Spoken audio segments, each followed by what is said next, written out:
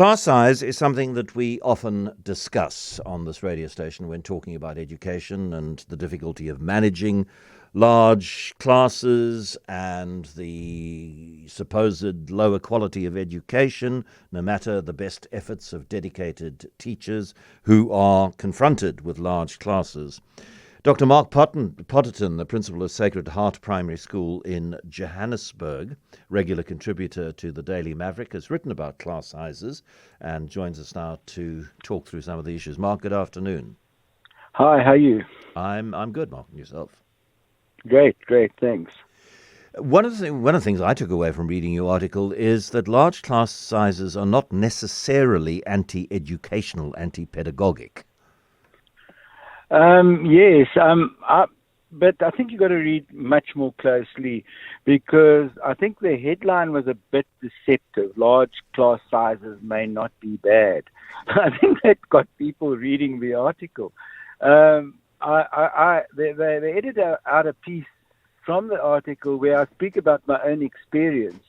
And I talk about my time at Guyana College of Education where I was teaching a group of about 50 geography students and then and another group of 50 and could manage quite well, but they were adults and they weren't students at school.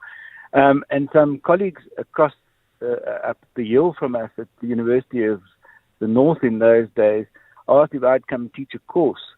And they said, but we've got 650 students. And I said, what? 650? And I kind of dodged that bullet. And my main reason for dodging was not teaching 650. They said, we'll give you a microphone. But it was the work that went along with it, preparing the course packs, marking the student assignments and that kind of thing. So that sort of sets the context, I suppose, for the class size debate. But perhaps then the takeaway that I should have come up with was that there are strategies for minimizing the negative impact of large class sizes. Sure, there are ways of dealing with it. And I wonder if South African teachers in the many schools where this is an issue are given access to those techniques, trained in them in their initial training or in their post-employment training. Sure.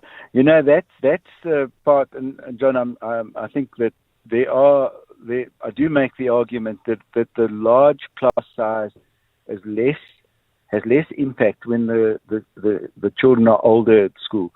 There's much more impact in the early years, and so there you want smaller classes, but you can get away with bigger classes as you move to the higher grades in school.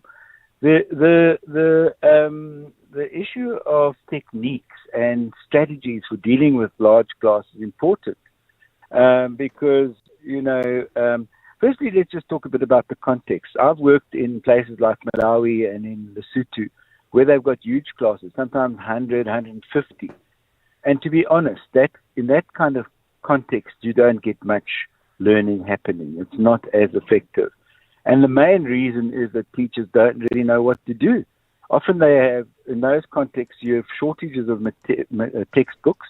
You don't have electricity, so you can't be using PowerPoint and all those kinds of strategies, or even iPads and technology where you can sort of maximize large classes. So I think that's the contextual limitations.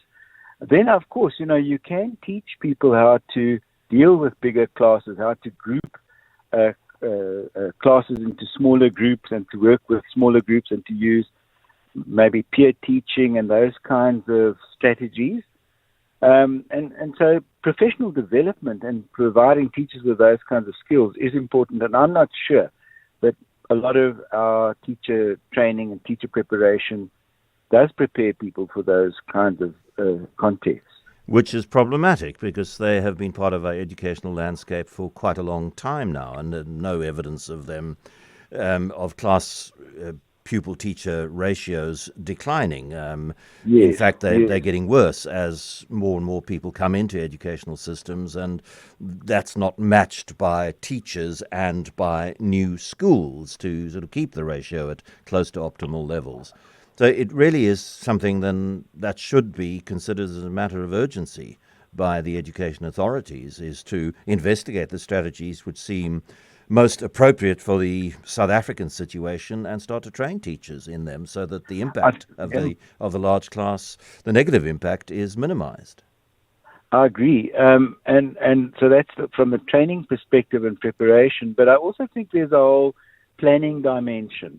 You know, I happened to visit a school down the road from Sacred Heart in Yeoville last week, and I was really impressed with one of their grade one teachers who had a class of 45 and was very competent in managing that class without the teaching assistant and making sure that learning and teaching was happening. I was really impressed. And then we moved across, my colleague and I, to a grade R class where they had 65 students in the class. And there they had a teacher and a teaching assistant, and they were also doing very well. So I think where there's sort of good school management and there's order in the school and it's not a chaotic environment, learning can happen. But in a lot of those contexts where you've got these huge classes, those classrooms get very hot in summer, stuffy. Kids can't breathe properly, ventilation's bad, in winter they're cold and they don't open the windows. You know, there are all those associated problems with having large classes. But what I hinted at in that story when I opened my conversation was the whole idea of the support that has to go with a large class, marking of work, giving feedback to students. Much more difficult when you've got large classes. That makes, a lot of sense. So thank you very much, Mark Potterton, Principal of Sacred Heart Primary School. The article that we were discussing is on the Daily Maverick at the moment.